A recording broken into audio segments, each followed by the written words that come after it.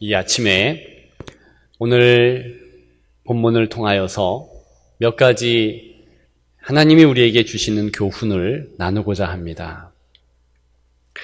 첫째, 오늘 본문을 통해서 주시는 교훈은 둘째 사망에 관한 교훈입니다. 11절에 보면 하반절에 둘째 사망의 해를 받지 아니하리라 그랬습니다. 첫째 사망이 있고 두 번째 사망이 있다는 것입니다. 이렇게 켜켜이 사망, 죽음이 왜 있다는 것일까요? 그만큼 인생의 죄가 크다는 것 아니겠습니까? 죄에 대한 징벌도 큰 것이지요. 첫 번째 사망은 육신의 죽음을 의미합니다. 잘 알고 있는 사항입니다. 그런데 거기에서 끝나는 것이 아니라 성경은 오늘 말씀을 비롯해서 계속 두 번째 사망에 대해서 이야기하고 있습니다. 그 두 번째 사망이란 말 그대로 첫 사망이 육신의 죽음이라면 두 번째 사망은 영혼의 죽음을 일컫습니다. 우리가 육신의 죽음을 맞이하면 바로 예수님의 심판대 앞에 서게 되어 있습니다.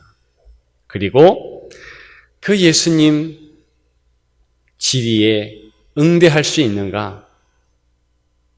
너 내 피보혈이 너에게 있느냐? 다시 얘기하면 주 예수 그리스도를 구주로 영접하고 살았느냐? 그것 물어보십니다. 예, 그러면 둘째 사망에 해가 없는 자로, 만일 노, 아니요 그러면 둘째 사망을 또 맞이해야 할 자로 갈라지게 됩니다. 성경은 특별히 오늘 본문이 있는 요한계시록은 그 사망을 불못의 사망이라고 합니다. 그곳에 가서 영원히 꺼지지 않는 불못, 즉 지옥에서 계속 사는 것, 이것이 둘째 사망의 내용입니다. 여러분, 그리스도인은 한 번 죽음이 아니라 두 번의 죽음에 대해서 생각하고 또 생각해야 된다는 것입니다. 여러분, 왜요? 이 말씀, 그리고 성경의 다른 곳에 두 번째 죽음에 관계한 말이 우리를 향한 경고의 말씀이기 때문입니까? 너 조심해라. 조심해. 또 경성해.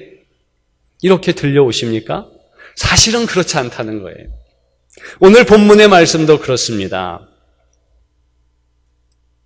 격려하고 힘을 주기 위한 응원의 말씀이라는 것입니다. 11절 누구에게 준 말씀입니까? 이기는 자는 그랬어요. 이 이기는 자는 참 성도, 하나님을 믿는 성도를 일컫습니다. 하나님께로 난 자마다 세상을 이기느니라. 바로 그러한 성도를 응원하면서 격려하면서 오늘 본문의 말씀을 준 것입니다. 죄가 중하지. 그 중한 죄 때문에 한 번이 아니라 인생은 두 번이나 죽음을 맞닥뜨리게 되는데 걱정하지 마라. 정말 중한 두 번째 죽음, 예수 그리스도의 피보혈로 깨끗하게 되었다. 그러니 안심하라. 내 자녀요. 이렇게 말하고 있는 것입니다. 그런 주님을 의지하고 승리하는 여러분들 되시기를 축복합니다. 두 번째, 오늘 본문을 통해 주시는 교훈의 말씀은 무엇입니까? 그것은 10절에 나온 생명에 대한 교훈입니다. 하반절에 보면 내가 죽도록 충성하라. 그리하면 내가 생명의 관을 내게 주리라 그랬습니다. 생명의 관을 내게 주리라. 이때 일컫는 생명입니다. 오늘 이 생명에 대해서 말씀을 드리기 위해서 서머나 교회라는 이 교회의 환경을 먼저 잠깐 나눠야 될 필요가 있겠습니다. 이 서머나 교회는 9절에 기록된 대로 환난과 궁핍이 있었습니다. 지역적으로 서머나라는 지역은 지난주에 에베소라는 지역과 마찬가지로 이방신이 가득 넘쳐나는 그러한 곳입니다. 특별히 이 서머나에는 많은 신을 숭배하는 그런 신전들이 가득한 나지막한 언덕이 있었습니다. 파고스라는 언덕인데 이 서머나의 주민들은 그 신들의 성소에 가서 꼼꼼히 그 신들을 섬기고 또 그 신들에 대하여서 물질도 바치고 헌신을 다했다는 것입니다. 거기까지는 에베소 교회가 그렇게 또 했다는 것을 알 수 있습니다. 그러나 거기에서 멈추지 않고 더 나아가서 특별히 서머나 지역의 종교 모습을 보게 되면 당시에 패권 국가라 할 수 있는 로마 국가의 로마의 황제를 신으로 섬겼습니다. 그래서 도시 중심부에 그 로마 황제의 신전이 자리 잡아 있었습니다. 큰 신상과 더불어 신전이 있는데 그곳에 서머나의 주민들은 다 나아가서 희생 제물을 드려야 했고 또 한 가지 반드시 그 앞에서 선서를 해야 했습니다. 그 선서의 내용은 이렇습니다. 가이사는 나와 우리의 주님이십니다. 가이사는 신이십니다. 이렇게 외쳐야 했습니다. 그리고 희생 제물을 바쳤지요. 여러분, 이런 지역에 있는 교회의 성도들, 당연히 비록 로마 제국이 그 도시에 서머나라는 도시를 안정하게 하고 번영케 하는 그러한 위치에 있었지만 그럼에도 불구하고 그 수장격인 황제에 대한 고백, 황제가 주님이십니다, 신이십니다, 이런 고백은 할 수 없었습니다. 여러분들이라면 하시겠습니까? 그리스도인은 당연히 그리스도께서 나의 주인이십니다, 그 고백만 있는 거죠. 그렇기 때문에 9절에 나오는 환난은 다른 것이 아니라 그 도시에 살면서 그 도시의 주민인데도 불구하고 그런 고백을 하지 않았기에 당연히 도시의 치리자들이 주는 환난이었습니다. 옥에도 갇히고 매도 맞고 너희들이 무엇인데 황제에게 그 귀한 고백을 하지 않느냐, 그렇게 하는 거죠. 여러분, 오늘 9절에 보면 이러한 환난과 더불어서 또 한 어려움이 있었으니 그것을 궁핍이라고 했습니다. 궁핍을 알거니와. 여러분, 이때 궁핍이라는 이 단어는 가난을 넘어선 것입니다.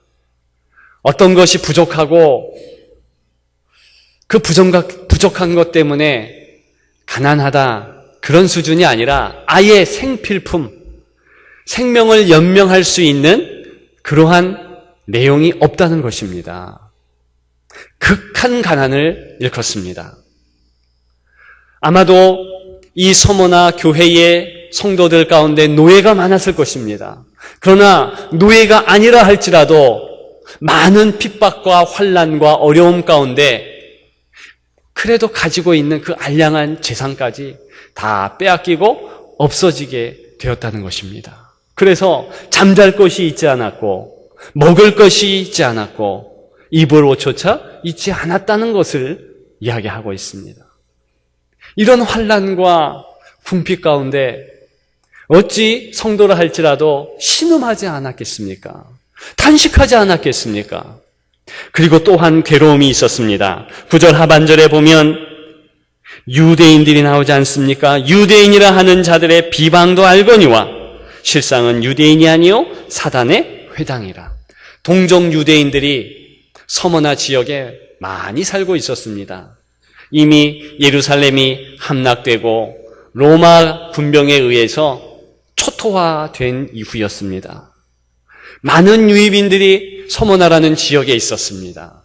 그런데 중요한 것은 그 유대인들이 같은 동족이며 또 하나님을 고백하며 회당에서 예배하며 찬양하는 자들인데도 불구하고 예수 그리스도가 메시아다, 그리스도다라는 그 한 가지 고백 때문에 같은 동족인 그리스도인들을 처참하게 학살하고 또 서머나의 다른 주민들과 마찬가지로 그들에게 큰 고난을 주었다는 것입니다.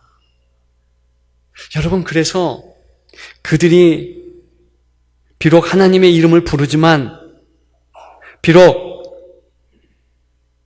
하나님의 말씀을 붙잡고 읽고 있지만 사단의 회당이라고 해요. 그 중심에 사단이 있다는 것입니다. 그 꼬임에 넘어갔다는 거예요. 얼마나 힘들고 어려움이 있겠습니까? 동족까지도 그렇게 린치를 가하고 힘들게 하는 당시 서머나 교회의 성도들, 삼중고의 어려움을 당하고 있는 터였습니다. 그럼에도 불구하고 그런 어려움과 환난과 아픔을 주님은 다 안다 말씀하시면서 중요한 평가를 하십니다. 실상은 내가 부요한 자니라. 9절에 나와 있죠. 부요한 자래요. 부요한 자. 어찌 된 것입니까? 육신적으로 가지고 있지 못하고 여러 가지 힘든 상황인데도 불구하고 부유하다 그랬습니다. 영적 상황을 이야기한 것 아니겠습니까? 그들은 마치 감옥에 갇혔던 사도 바울이라는 사람이 항상 기뻐하고 쉬지 말고 기도했으며 범사에 감사했던 그 모습을 그대로 보였다는 것입니다. 비록 가장 힘든 현실 가운데서 하나님 앞에 가장 기쁘고 즐거운 찬송을 드릴 수 있었다는 것입니다. 어떻게 가능할까요? 그것은 그들의 기쁨의 배후에 있는 생명 때문에 그렇습니다. 여러분, 오늘 본문을 잘 보게 되면 예수님의 모습이 나옵니다. 8절에 보면 서머나 교회의 사자에게 편지하라 명령하신 예수님의 모습, 처음이요 마지막이래요. 무슨 뜻입니까? 예수님께서 이 땅에 처음을 알고 계시고 마지막 알고 계신다. 예수님이 시간의 주관자이시다. 그 뜻 아니겠습니까? 저는요, 여러분들에 대해서 예언할 수 있습니다. 비록 제가 여러분들의 5분 후에 어떻게 될지는 모릅니다. 50분 후에 어떻게 될지도 전혀 감이 안 잡힙니다. 그러나 저는 여러분들의 500년 후를 가늠할 수 있습니다. 왜요? 처음이요 끝인 예수님께서 말씀해 주셨기 때문이에요. 저만 아는 게 아니라 여러분 자신도 다 알고 있습니다. 왜? 둘째 사망의 해를 갖지 않으리라. 이것이 여러분들의 종말 아니겠어요? 끝 아니겠어요? 그리고 하나님의 나라 새하늘과 새 땅의 주인공이 되지 않겠습니까? 예, 그것이 하나님께서 가르쳐 주신 여러분들의 끝이라는 거예요. 시간의 주관자이신 예수님께서 오늘 본문을 통해서 말씀하시는 내용입니다. 그러한 예수님의 모습과 더불어서 예수님이 또한 귀한 말씀을 하십니다. 죽었다가 살아나신 예수님이 죽었다 살아나셨대요. 왜 죽었다 살아나셨습니까? 저와 여러분들에게 생명 주시려고. 여러분, 죽음을 이긴 생명. 죽음이 얼마나 지독합니까? 너의 쏘는 것이 어디 있느냐? 그렇게 말할 정도로 이 죽음은 지독합니다. 도끼가 장난이 아니에요. 이 죄가 사망, 죽음을 낳는데 한 번의 죽음이 아니라 두 번으로 육신의 죽음뿐만이 아니라 영혼의 죽음까지 그렇게 결과적으로 이끄는데, 오늘 본문에 예수님께서 보여주시는 모습은 죽었다 살아나셨다. 이유가 있다. 이제 너희에게 나의 생명을 주기 위함이다. 여러분, 이런 내용이에요. 그래서 10절에 보게 되면 장차 받을 고난을 두려워하지 말라. 계속해서 이야기합니다. 내가 죽도록 충성하라. 그리하면 내가 생명의 관을 내게 주리라. 마치 죽도록 충성해라. 그리하면, 그렇게 해야만 겨우 생명의 관을 주리라.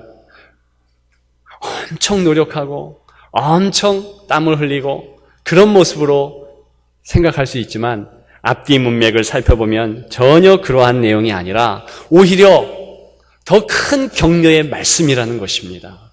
왜요? 죽도록 충성하라. 너 아니? 내가 죽어봤다. 너 죽어봤니? 나는 죽어봤다는 거예요. 죽어봤더니 그 죽음까지도 내 밑에 있다. 나를 따르면 그 죽음의 처참함을 명쾌한다. 이길 수 있다. 승리한다. 여러분, 그러한 생명의 약속이 오늘 본문의 내용인 줄 믿습니다. 예, 생명을 주신다, 생명. 여러분, 그래서 두렵고 떨지 말라는 거예요. 장차 받을 고난을 두려워하지 말라. 이렇게 얘기하지 않습니까? 그러면서 혹시나 떨 수 있는 서마나 교회의 성도들, 그리고 여러분들을 위하여서 한 말씀을 덧붙입니다. 아무리 큰 시험, 고난, 환난이라 할지라도 11일 동안 환난을 받으리라. 10절에 보게 되면 딱 10일이라고 그랬어요. 상징적인 숫자죠. 그러나 아주 짧은 길인 것을 알 수 있습니다. 기간이 짧습니다. 10일. 여러분, 우리의 인생도 그렇지 않습니까? 우리의 여생도 그렇게 빠를 것입니다. 세월만 빠른 것이 아니라 우리들이 한탄하고 우리들이 걱정하는, 혹시나 두려워하는 우리의 고난, 우리의 아픔, 우리의 환난까지도 우리 하나님께서 속히 지나가도록 그렇게 하신다는 약속입니다. 그래서 두려워하지 말라는 거예요. 내가 준 생명을 다른 시간에, 앞으로 올 시간에 향유하는 것이 아니라 지금 향유하라. 오늘 본문의 포인트가 거기에 있는 것입니다. 서머나 교회가 왜 교인들이 영적으로 풍요로웠습니까? 이 예수님의 생명이 자기들의 것인 줄 아는 거예요. 그래서 좀 전에 소개했던 사도 바울이라는 분은 내 생명을 조금 더 귀한 것으로 여기지 아니한다. 왜냐? 내 생명은 예수 그리스도의 생명 위에 얹혀졌기 때문에 난 거저 산다는 것입니다. 그리스도께서 내 안에 살고 계신다. 그런 고백이 가능한 것입니다. 여러분, 그 생명을 소유하기를 주님의 이름으로 축복합니다. 마지막 세 번째, 오늘 본문을 통해서 주시는 교훈은 무엇입니까? 그것은 생명의 면류관에 관계된 것입니다. 여러분, 그런데 이때 면류관은 월계관을 의미합니다. 월계관. 서머나 교회는 다른 고대 도시들과 마찬가지로 육상 경기가 유명했습니다. 그 인근에 아주 유명한 몇 안 되는 육상 경기 중에 하나가 바로 서머나 지역에서 열렸다는 것입니다. 그런데 이 서머나 지역에 열린 육상 경기에 참여하려면 반드시 서머나 지역의 시민권자만 가능했습니다.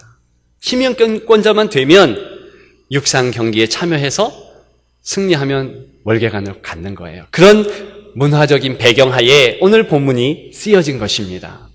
왜요?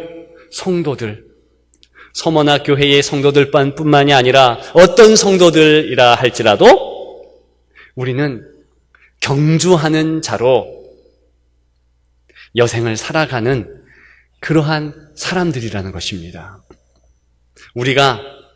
내가 예수님을 믿습니다. 내가 예수님을 따라가겠습니다. 그렇게 고백한 연후에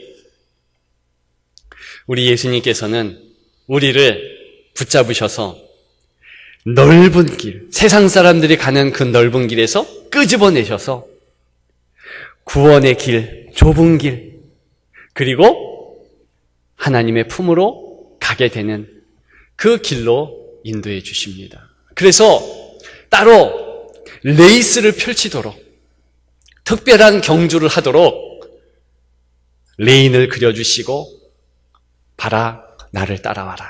그러면서 앞서가시면서 표대를 보여주시면서 따라오라 명령하시는 것입니다. 그래서 우리는 각자가 경주자인 거예요. 신약 성경에 보면 오늘 본문뿐만이 아니라 여러 곳에서 그런 모습을 볼 수 있습니다. 오늘 생명의 면류관 내게 주리라 하는 이 약속은 그 배경을 우리가 그런 배경이 있다는 것으로 알 수 있습니다. 그러니까 우리가 각자 경주자로 쓴 것입니다. 그런데 중요한 것은 우리가 다 경주자로 섰는데 같이 뜀박질하는 다른 사람들, 그들이 기준점이 아니라는 거예요. 같이 신앙생활 했는데 왜 저 사람은 저렇게 주일 성수도 못하고 기도도 못하고 그렇게 하는가? 다른 사람 보면서 실망하고 낙심할 필요도 없고 또 멀찍이 뛰어간 전진해간 사람을 생각하면서 야, 저 사람은 저렇게 잘하는데 나는 왜 이 지경의 신앙생활을 하고 있는가? 나는 왜 이렇게 부족한가? 한탄할 필요가 없다는 것입니다. 여러분, 레인이 다른 거예요. 하나님께서 원하시는 것은 예수 그리스도 푯대를 따라서 내게 그려진 레인에 벗어나지 말고 쭉 하면 된다는 것입니다. 그것이 규칙인 거예요. 완주만 하면 되는 것이지 남이 어떻고 그럴 필요가 없는 것입니다. 다 승리하면 생명의 면류관을 주리라. 여러분, 오직 예수 그리스도를 바라보면서 평가의 기준점은 어제의 나와, 지난주의 나와, 오늘의 나, 이번 주의 나와 어떤 변화가 있는가? 나는 더 전진해 갔는가? 지난주보다 이번 주에 조금 더 예수님을 생각했으며 조금 더 이 예배 시간에 주님의 말씀에 집중하려고 마음을 다했는가? 내가 우리 자녀들에게 혹은 다른 교우들에게 이웃들에게 예수 그리스도의 사랑을 실천했는가? 이전의 나와 지금의 나는 얼만큼 변화되고 있는가? 여러분, 이것이 평가 기준입니다. 그러면서 매일매일 체크하면서 예수님 바라보면서 나아가는 경주자, 이것이 오늘 본문에 주시는 생명의 면류관에 담겨있는 교훈인 줄 믿습니다.